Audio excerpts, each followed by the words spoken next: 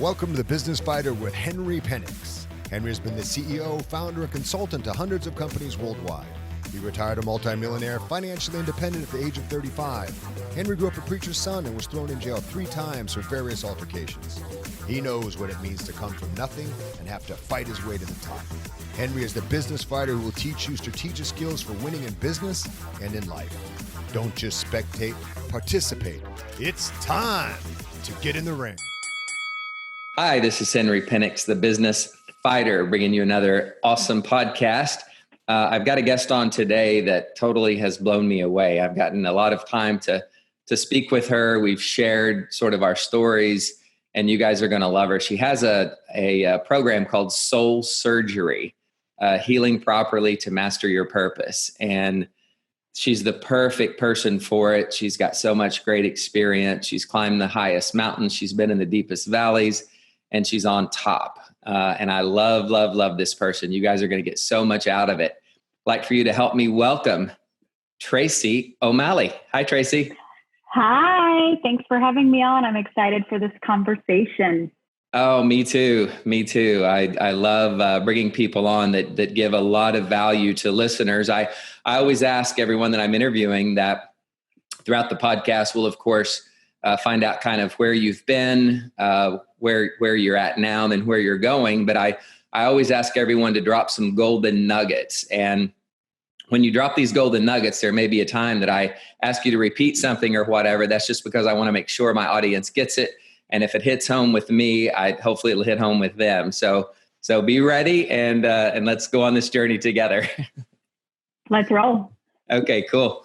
So tell me what you're doing now, or better, sort of how did you start out in getting in front of people? What gave you the confidence?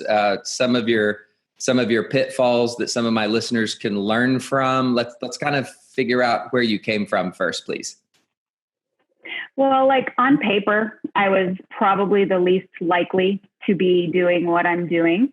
But at the age of 9 or 10 years old, I knew that what I was experiencing in my life as a young child would matter for something.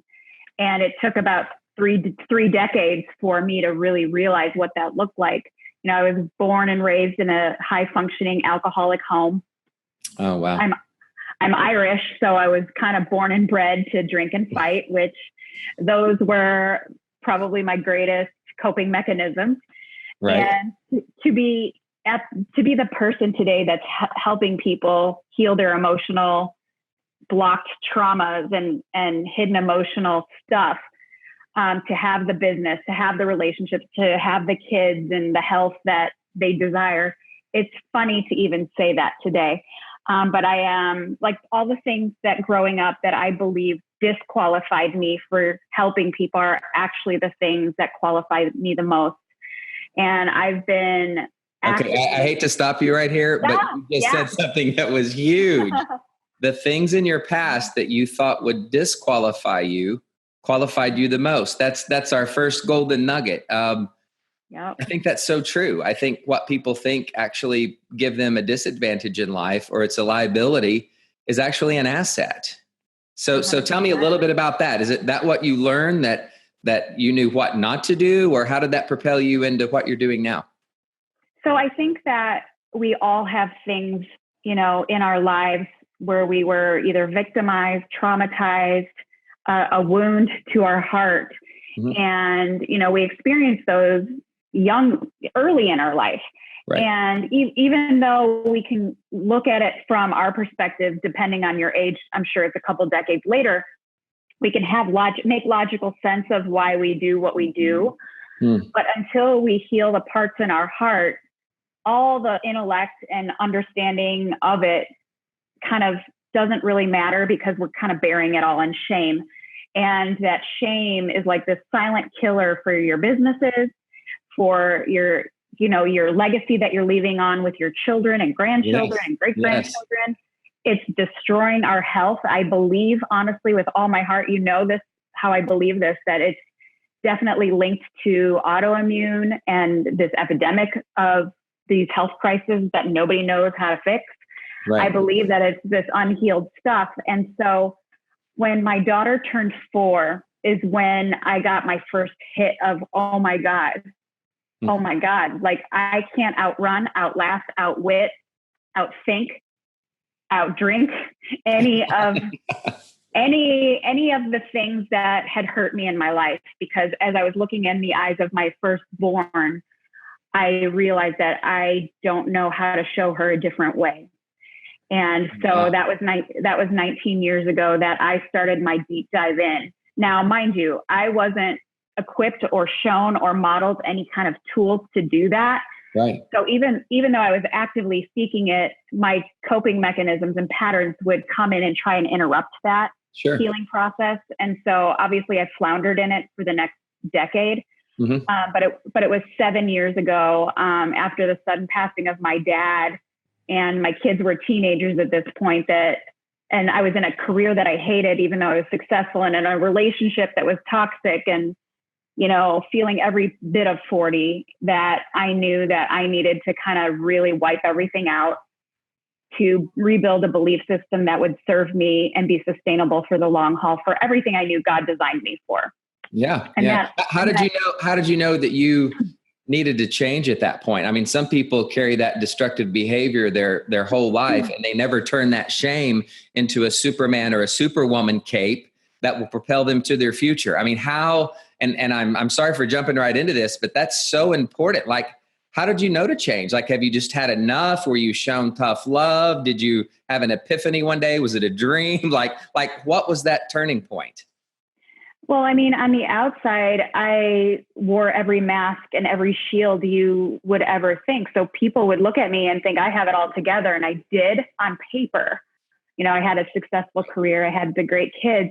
But the byproducts of shame are fear, blame, and disconnect.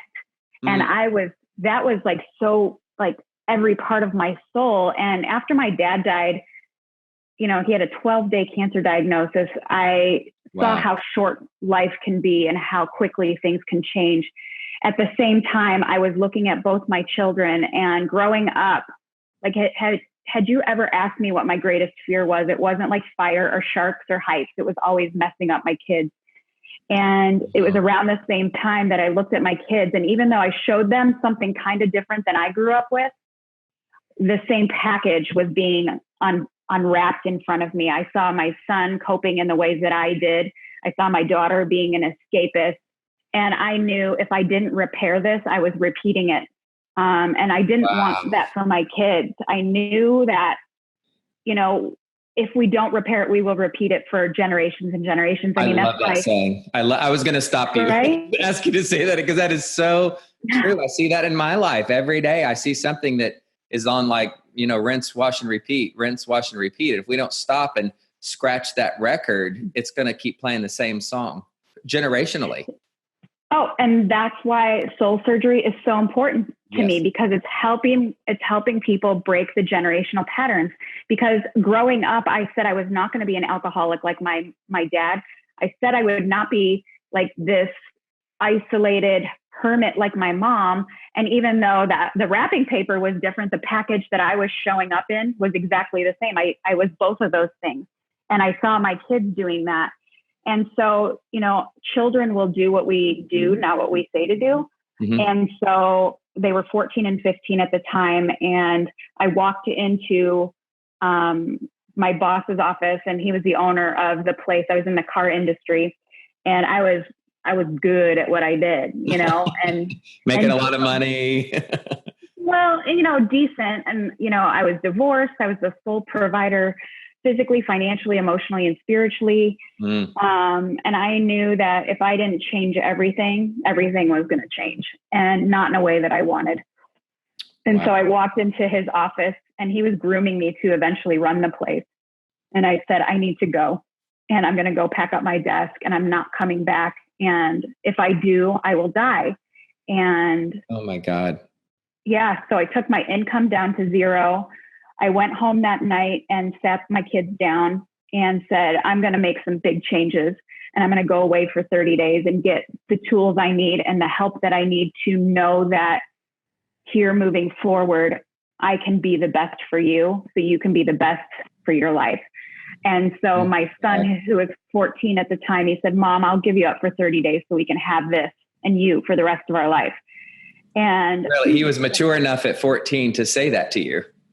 And mind you, he was really angry at me. This was a stage of our life where we were Did he just battling. want you to leave for 30 days?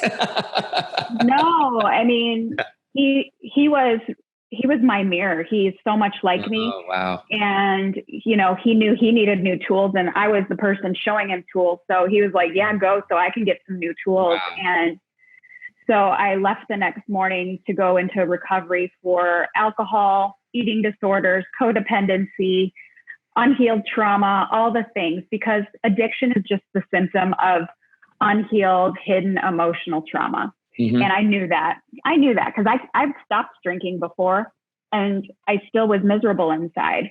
Right. And so it wasn't the alcohol. That's the easy part. It's doing the real soul surgery that would sustain change and change the legacy and have the crap stop with me. Like I broke that generational pattern in my home, and in my legacy moving forward, they won't carry the same burden. And that was so important to me. So, you know, you put that ahead of everything. You put that ahead of you, the accolades you were getting from being the top-notch salesperson, the being groomed to take over where you were at in life. You put all that down for your family and for the legacy that you're going to leave. Well, and yes. And I knew that if I didn't put that first, I was going to lose everything anyway. The business, the money, the relationships, the kids, my health. I mean, I felt like dead girl walking every day. Oh my gosh. But I wore a smile through it all, which was part of the problem. And so I committed myself to wipe out basically my hard drive. I wiped out my entire social network other than my kids and started over at the age of 40. Oh my God. That's huge. I know. Very few people can do that. I mean, that's your 40 years is a long time. And like, that's your whole life. That's what you represent. That's what you know, that's the trophy you put on your shelf every day. This is who I am. This is what I've done. And you walked away from it all. And that's the thing that keep most people stuck is like, well, this is how it is. This is how I was raised. This is how this is just the way I am. Yeah. And every time we say those things, which I did for 40 years, we put ourselves behind the bars of prison. We imprison ourselves in not living the life that we were designed to. Because I believe we weren't designed to be steeped in shame. We weren't designed to carry our burdens from our ancestors. We weren't designed for that. Agree. And I recognize that because doing my own work, I could look back at generations before me and I wasn't the first one. Yeah. But I knew for me and my family, I was going to be the last. And so it was scary. And, I think my dad's passing, even though he was a super high functioning alcoholic, he was also one of my greatest teachers too. Mm-hmm. And I don't know if I could have done this with him still here. I don't know. But I believe God has a way of, one of my favorite scriptures is, the steps of a good man are ordered by the Lord. And ordered is in past tense, meaning it's already done. It's already set. And I think for 40 years, I would believe that until it wasn't going my way. And I'd be like, okay, you know what? I'm just going to take it. When it's convenient for you not to believe it, you won't believe it. Right. And that just wasn't working anymore. So from that moment on, I believe 100% with all my being that looking back at my own timeline, that each piece, all those things that I thought disqualified me actually are what led me to where I am right now. And that's helping people break the cycles with them so they can have the businesses that they want, so they can have the relationship with their children and their spouses or partners and friends and their health be optimal. I mean, that's everything. Guys, listen, this is Henry, the Business Fighter. You're listening to my podcast. If you tuned in a little late, we've got a lady on here that is knocking them dead right now, or knocking them alive. I used to speak with a guy named Zig Ziglar, and every time I would go on stage, he would say, Henry, go knock them alive. But Tracy O'Malley, she is bearing her soul with us right now. She's taking us through the steps from being a child in a high-functioning alcoholic family to where she is now. The biggest nuggets that she's dropping right now, and you guys, please listen to this over and over and over. She's talking about turning your shame into a future that will actually propel you and help you.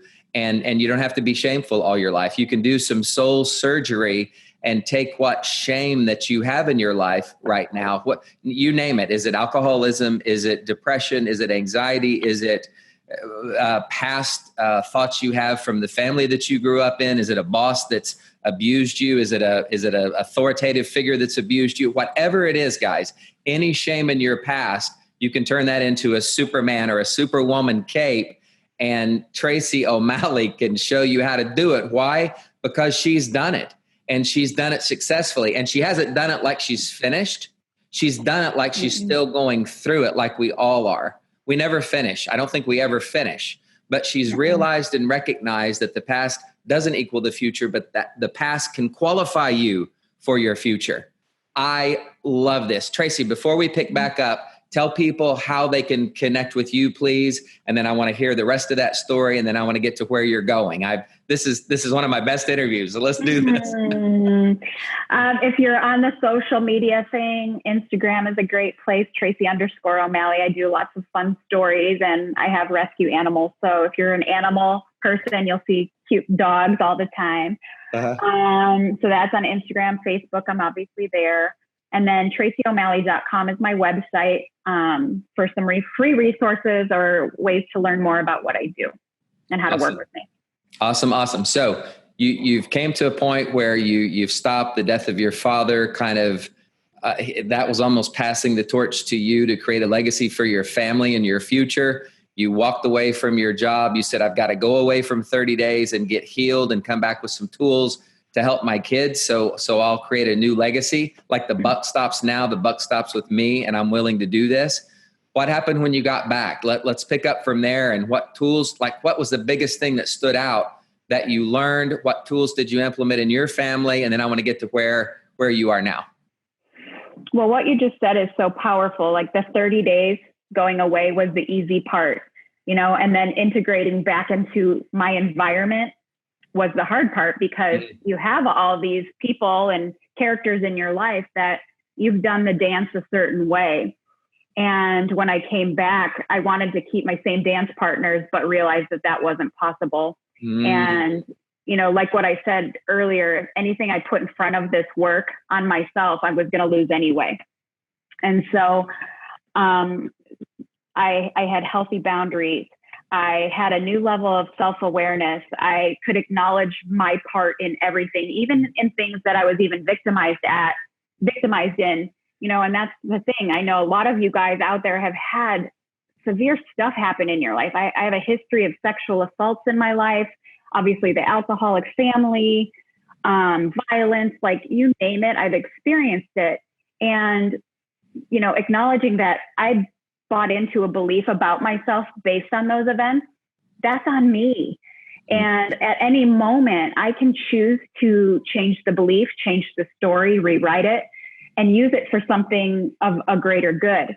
And, I came back home, and, the relationship I was in obviously ended very abruptly and violently.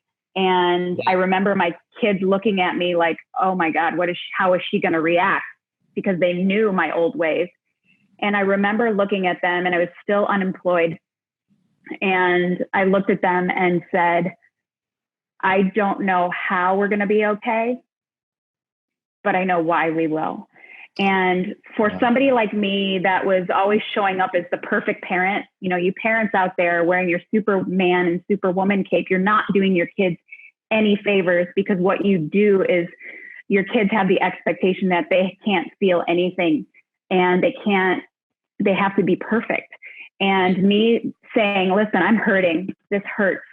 I don't know how it's going to be okay, but I do know why. And I could see a huge sigh of relief in their faces. And I knew in that moment, there was a trust amongst the three of us that was unbreakable at that moment. They believed me. When you finally got to the authentic you, and you weren't afraid to tell them you weren't the best and you didn't have it all together, and we're going to go through it. I don't know how, but I know why. We're going to hang out together, and we're going to beat this thing. And you were vulnerable, and that vulnerability led to an authenticity that led to a bond. Yeah. And like with our kids, like I never had a place growing up that I could trust.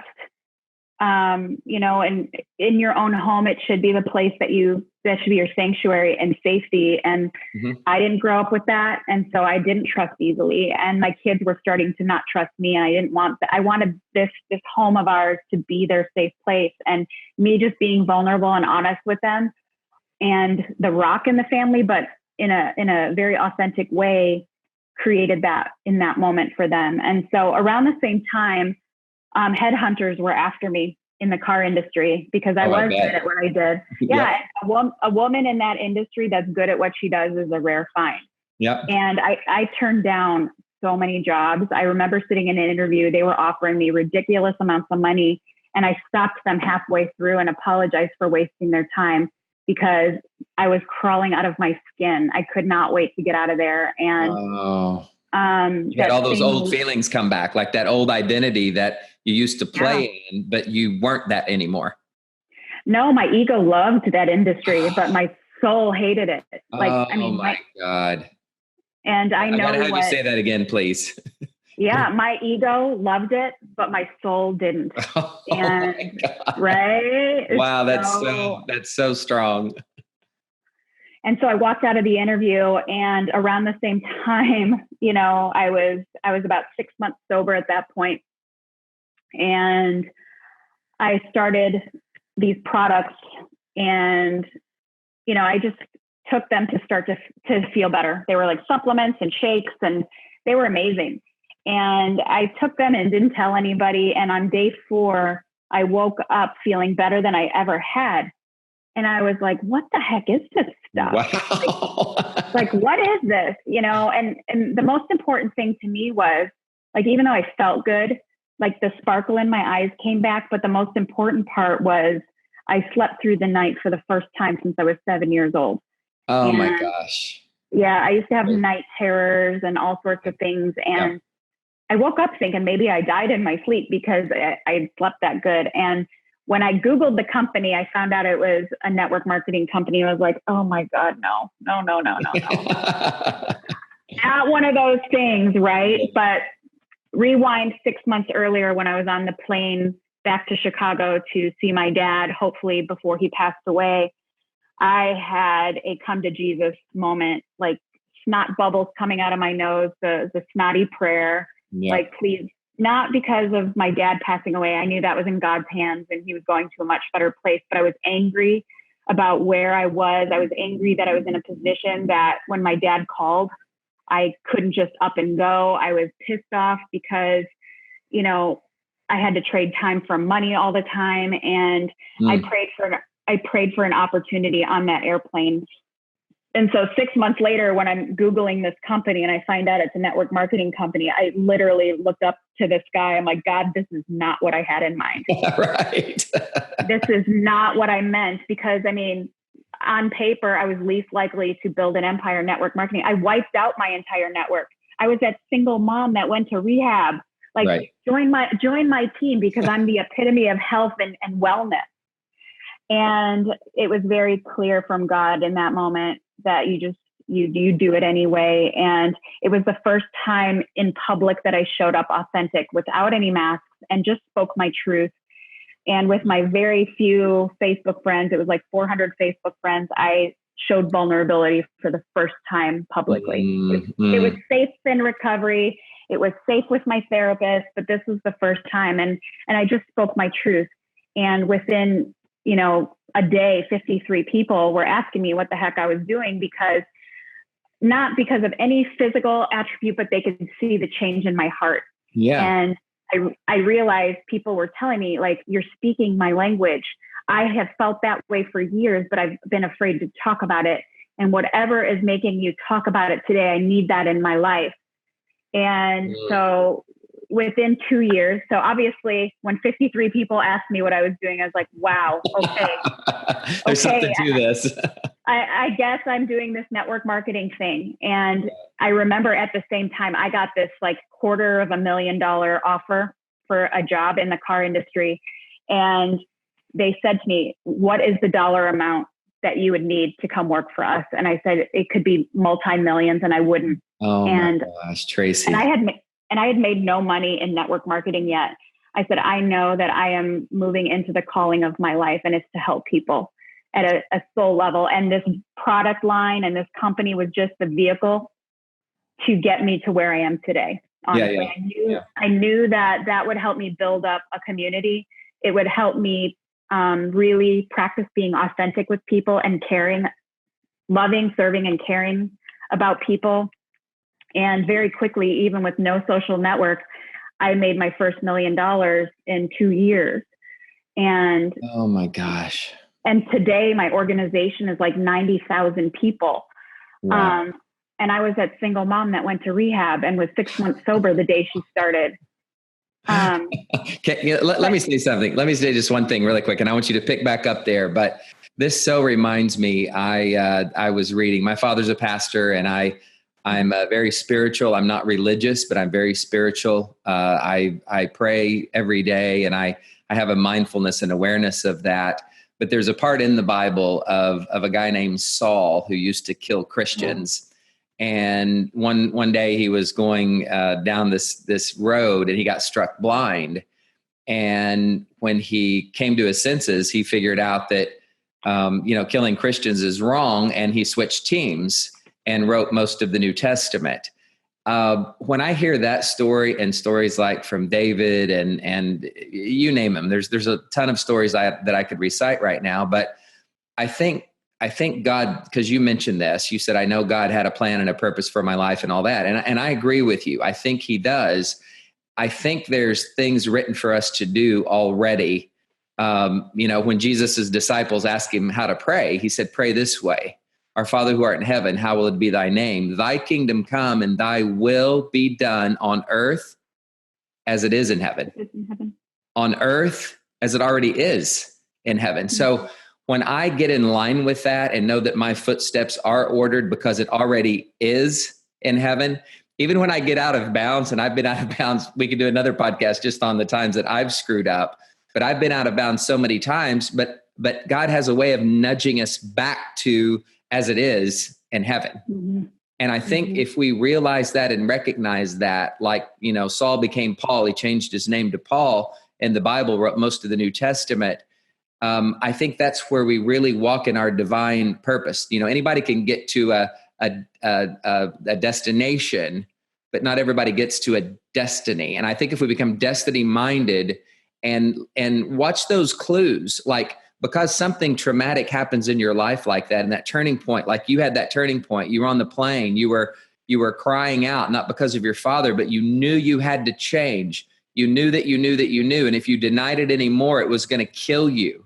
It was literally going to kill you if you denied this change that you felt welling up inside of you, that you needed to change for your family and start a new legacy and all that. I want my listeners to listen to this very, very carefully.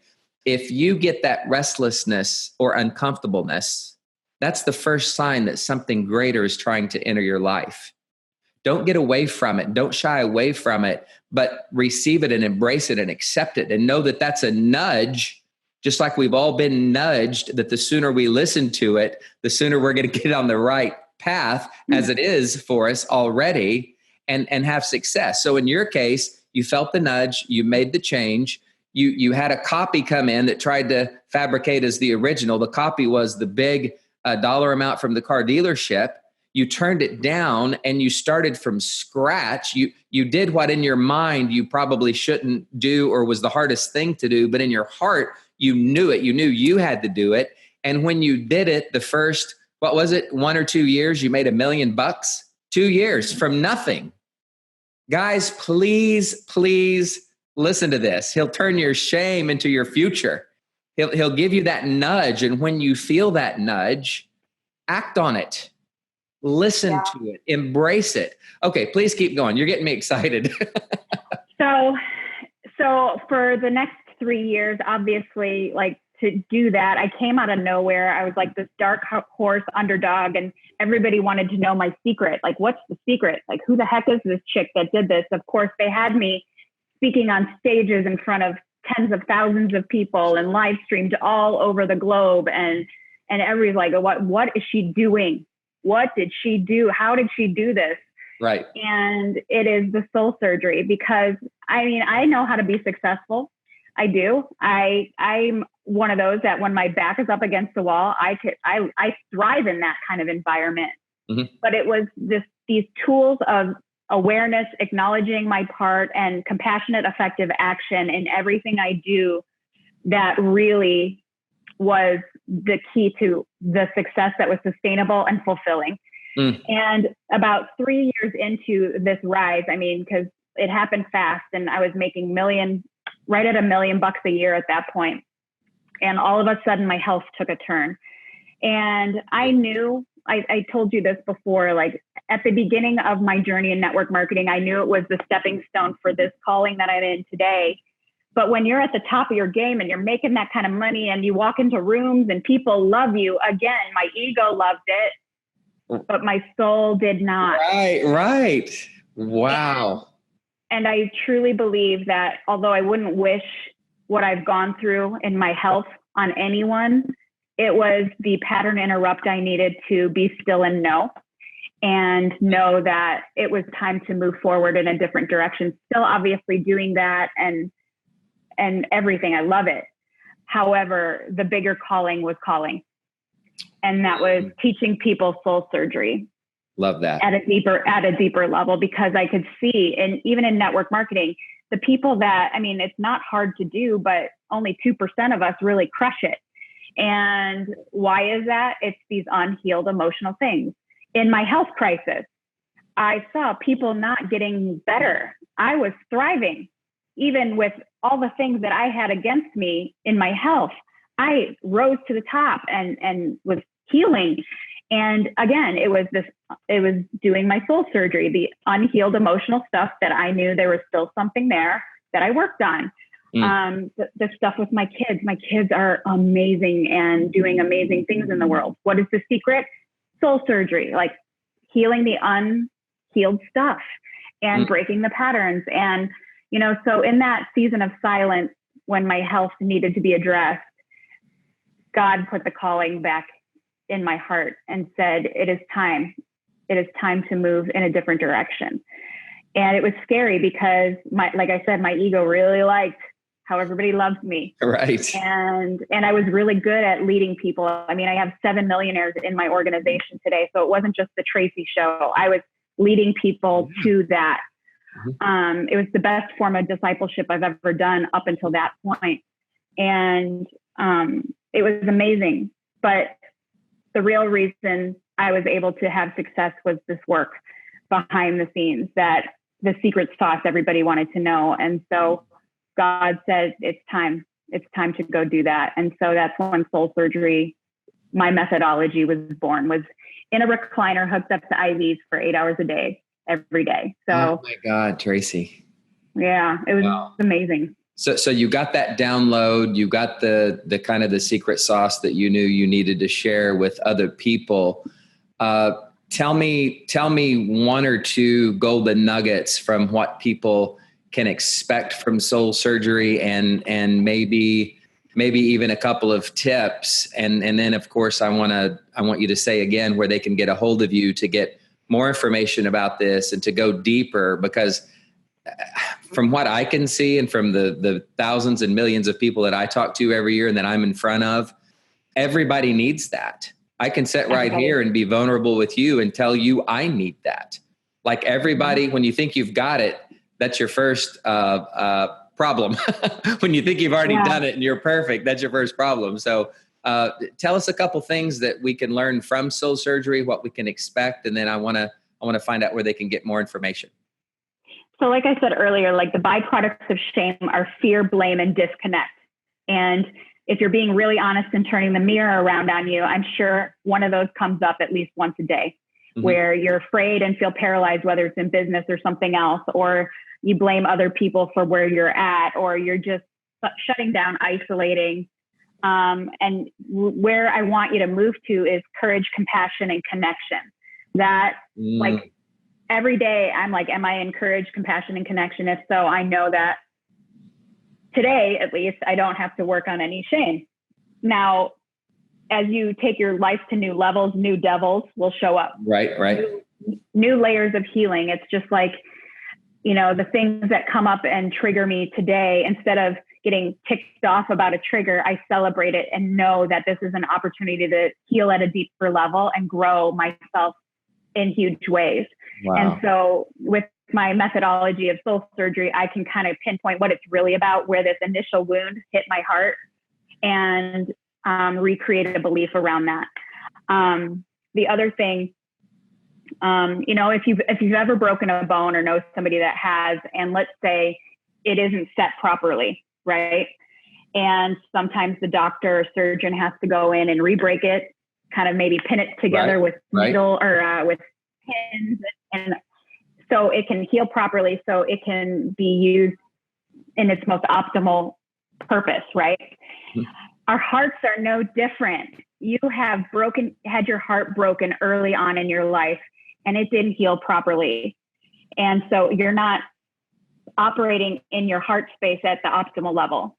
And so sometimes with soul surgery, we go in and re-break your heart so you can heal it right, so you can move forward. Yeah, so it's not the most fun process.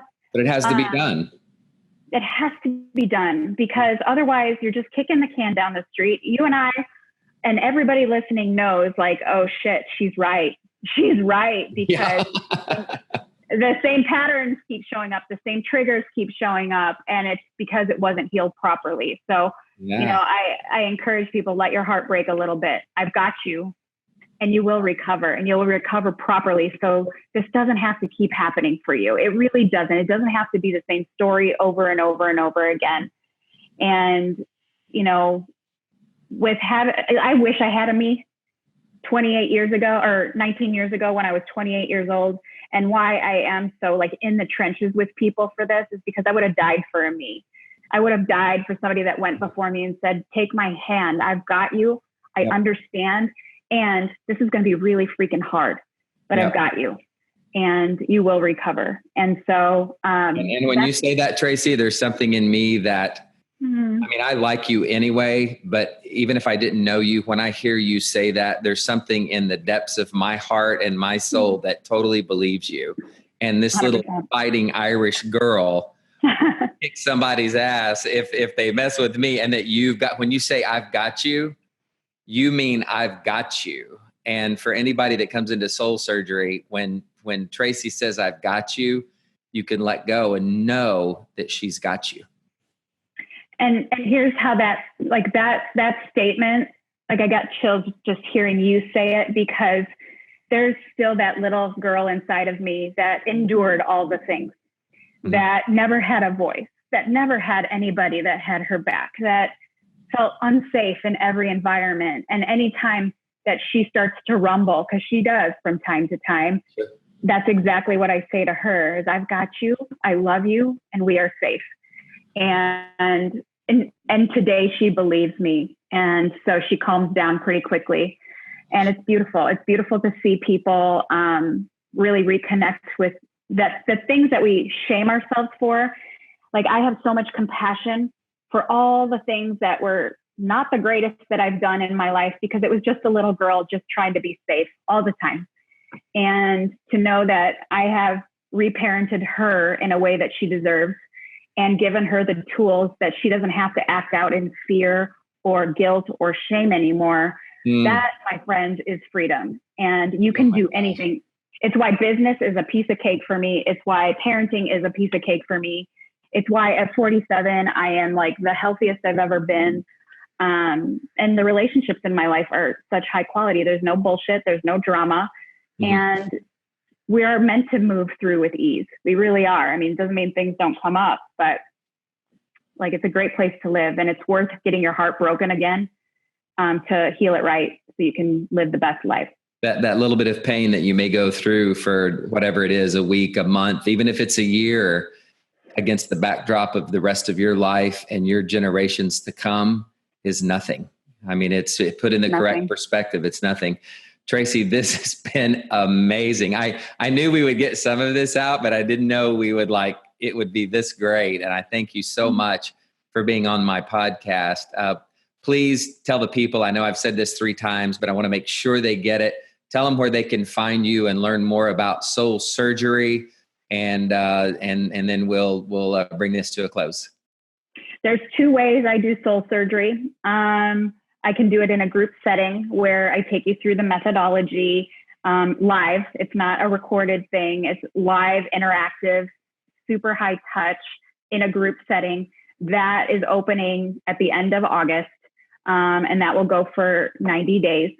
But if you want that, like in the trenches every day, one-on-one with me, we can do that as well. And I take a small few of those. But that is, like, if you need things to happen like right now, you're in crisis mode, definitely I encourage the one-on-one with me. It's life-changing 3 months. And the compound effect and the ripple effect of the soul surgery that we do is priceless. And, hearing how people have navigated some of the hardest things they've ever had to deal with since our work together doesn't mean it doesn't hurt, but it doesn't have to derail anyone. And so you can find me at tracyo'malley.com, like I said, or on Instagram. There's links up in my bio. And I would love to do some soul surgery with you so we can dissect your past so you can heal your heart and just live your freaking purpose. Wow, that's the line right there. You nailed it. Guys, this has been Henry Penix, the business fighter, with Tracy O'Malley, the Irish girl who loves to fight and fought for herself first. Now she's fighting for her kids. She's strong, she's powerful, and she's compassionate. Please, please, please connect with her. People ask me all the time. They say, Henry, what can I do for you? What can I do for some of your guests or whatever? And I say, send this podcast to 10 people. Think about 10 people right now that may be hurting and need this help. If they go no further than just listening to what we've already covered, they're going to get a certain amount of healing. If they want to go deeper and make it lasting, they're going to connect. They're going to get into the soul surgery and they're going to do something about it. But do that now for me. Just send it to 10 people. That's how we get word around. Social media is awesome. And I love promoting great things like this. So if you need to connect with me, Henry Penix, the business fighter, you can find me on Instagram, Facebook, and probably other places that I don't even know I'm on. So connect with us, Henry Penix, the business fighter, Tracy O'Malley, soul surgery. Tracy, you have been amazing. Thank you so much for taking the time out of your busy day, stepping away from your dogs, your rescue animals, and giving my audience here something to really not only consider, but to heal with. 1,000 thanks from the bottom of my heart. I'm grateful to know you and call you friend, Henry. Thank you.